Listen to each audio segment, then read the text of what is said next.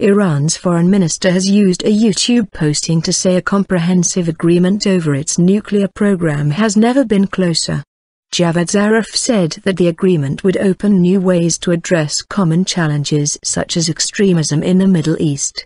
U.S. Secretary of State John Kerry agreed that they were making progress but said lots of work was still to be done. Negotiators are racing to meet a deadline for an agreement on 7 July. Mr. Zarif called for an end to coercion and pressure at the nuclear talks, in the video message on Friday. He said that Iran was ready to strike a deal and that negotiators had never been closer to a lasting outcome.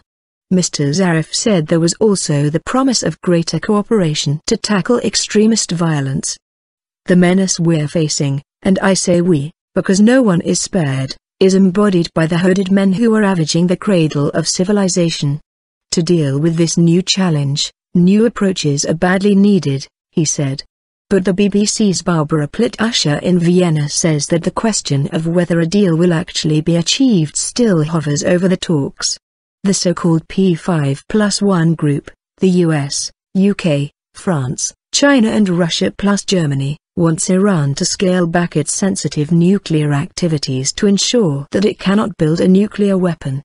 Iran, which wants international sanctions that have crippled its economy lifted in exchange, has always insisted that its nuclear work is peaceful.